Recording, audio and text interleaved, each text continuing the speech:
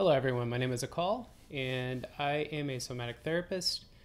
I do coaching for people dealing with health and wellness issues as well as intimacy issues. What I want to talk about today is what I consider a timely topic, as well as a topic that sort of intrigued me over the last decade or so. And so the topic I'd like to cover is the idea of hot versus cool arousal, and that's arousal of sexual energy is what I'm referring to. So hot versus cool arousal is, well, men in particular have really noticed this, I'm sure, at some point, which is you could think about your first interaction with like pornography. So the first interaction I had with pornography was when I was snooping through my father's drawers as like a 12 or 13-year-old boy. And as I was snooping through his drawers, I found the magazines. And anyway, the response I had to seeing images of naked women was profound, to say the least.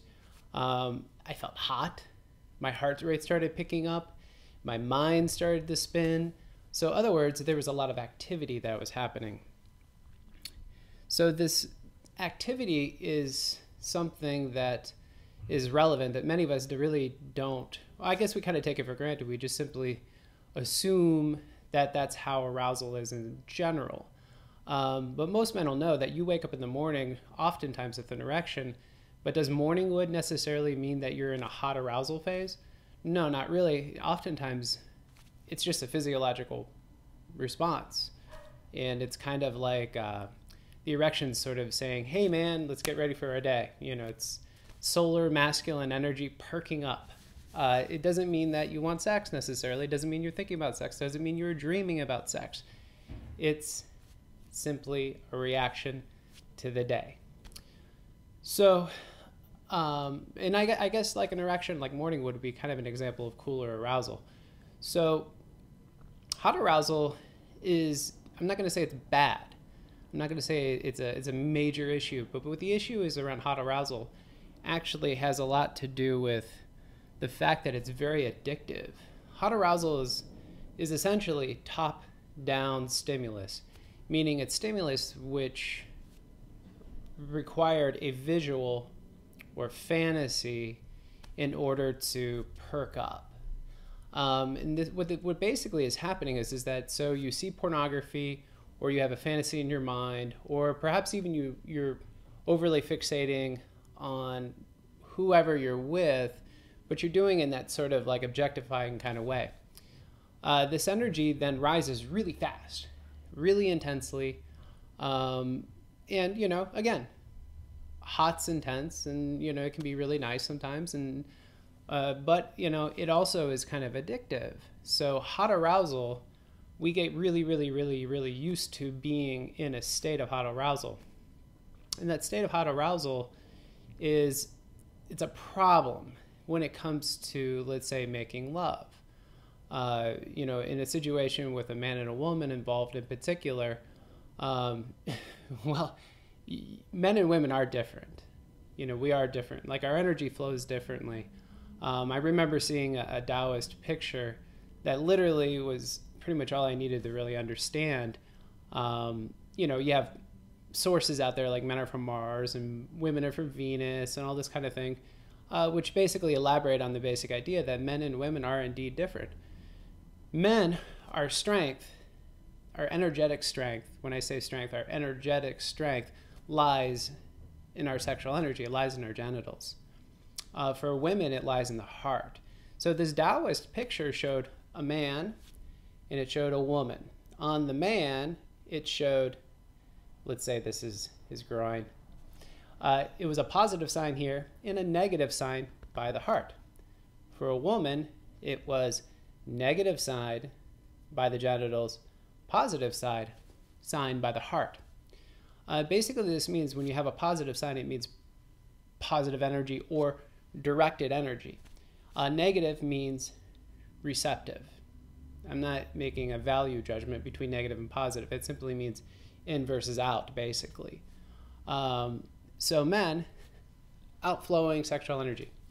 I don't think any guy can argue with me on that.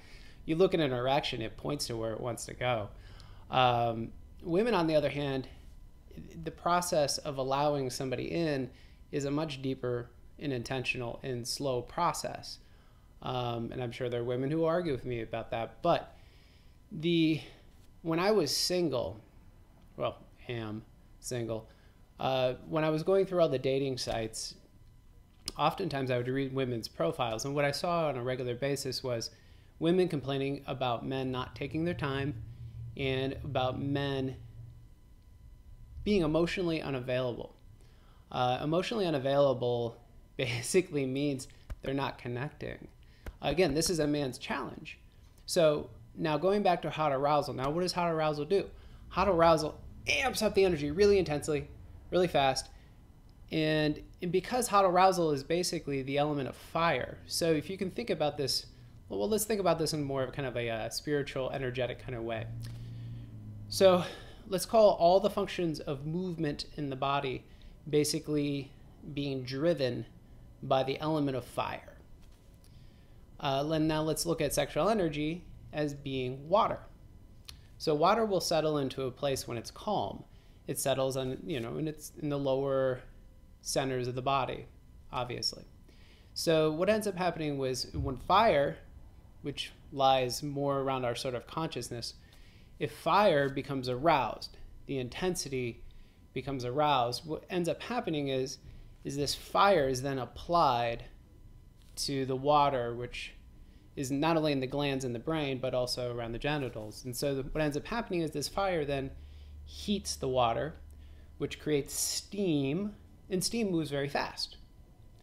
So, and there is a difference between heating something up slowly versus heating it fast. So if you're heated up quick, the steam rises really quick. And then if you're not connected to yourself, in the case of masturbation, or in the case of connecting through sexual intimacy, what ends up occurring is you end up becoming very, very desperate, anxious, and driven by this pressure of desire, which means that you're not connecting with the person you're with. It's just the way it is. Meaning you bypass the heart for men. Now women, they connect here initially. I mean, this is one of the reasons why there's so much confusion, particularly sexually speaking, between men and women, is that women, they want to connect here first because that is their strength. And once they connect through here, then the genitals can then open up and allow you in. I mean, this is very basic. It's very basic, but it's so basic. We just kind of take it for granted. But it's a reality. And I'm not saying, again, 100% of the time. I'm just saying this is the way most of the time it is. So, and oftentimes what's happening is, now let's say you have two individuals who are both in hot sexual arousal, then there's no real conflict there. But you can pretty much guarantee that the sex doesn't last very long. Again, this is another thing that happens when hot arousal occurs, is that the energy is stimulated intensely. Once that energy is stimulated intensely, it also wants, the ejaculation anyway, the semen wants to leave the body intensely and fast. So hence issues around premature ejaculation, hence issues, well, erectile dysfunction eventually becomes a problem if there's excessive releasing. So, and what we're actually kind of seeing these days is, there's kind of an issue around pornography. I mean, the usage of pornography is like skyrocketed, and I don't have to throw a lot of statistics out there for most of you to know that. But over 35% of all search engine inquiries at this point in time are pornographic. 35%. There's a lot of topics in the world, and somehow sex is, it's on our minds. Why is sex on our minds? Because we're constantly functioning through hot arousal, meaning our minds are overly active.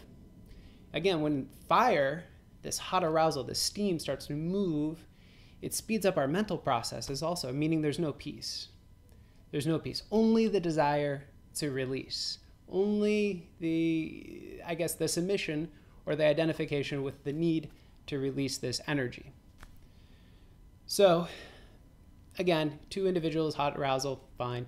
Now, if you have two individuals, a man and a woman, and let's say the man's all like, I'm ready. He's basically blinded by his desire. We're seeing a lot of that today. A lot of people in power positions in the media, et cetera, who are misusing sexual energy. What's basically happening is that they are functioning through hot arousal, and they're losing their heart, their empathy. And so what ends up happening is they impose themselves upon a man or a woman who's not ready to be receptive nor wanting to be receptive. And anyway, obvious friction occurs. So what becomes necessary is the connection here first, so that the two individuals can be on the same page. Sexual interactions can be, or obviously draining for men oftentimes, partially because there's an ejaculation involved, which is an obvious loss of energy, but also it can be draining for a woman if it's just an unsatisfying experience. So now let's talk about cool arousal. So cool arousal is arousal from a place of connection, of feeling and sensing. And so what's this mean for, let's say, a man who's masturbating? So with masturbation, if you're in a cool place, hopefully you're disengaged from fantasy, you're disengaged from any sort of visual aid, and you're simply in a place of feeling and sensing. So you could have techniques involved where you're rubbing on your body or you're stimulating your genitals in a slow way, but this will arouse the energy in a very slow, gradual way. Now, how is this useful? Very simple principle. Energy follows awareness. So if you're masturbating to pornography, where's the energy go when you ejaculate? Yeah, it goes at the screen. It goes off into the ethers. How is that serving you? It's not. So let me ask you now, if you masturbate and let's say you ejaculate and you're in a place of self-pleasure, of self-touch, of self-awareness, of feeling and sensing, where does the most of that energy go if you ejaculate? Well, it goes here. It goes to you, within your body. It's additive on some levels. You feel more embodied, more connected to who you are. So now let's say between two individuals, man or woman, doesn't matter. Let's say you take the time to connect first. So you do some connection practices, you're doing massage, you're doing touch, you're doing all these wonderful things in order to connect you to the person you're with. So then both people get on the same page. And what ends up happening is that the arousal builds just the same, but it involves, for a man, it involves the heart. And for the woman, it allows her to open up and to be receptive and to allow him in. This is extremely important because both individuals, if they make love in this way, walk away energized. Very, very different experience than the sort of feelings of depletion that happen with excessive hot arousal. So with cool arousal, really it's all about embodiment. It's about embodying this energy, and it's about richness in your life.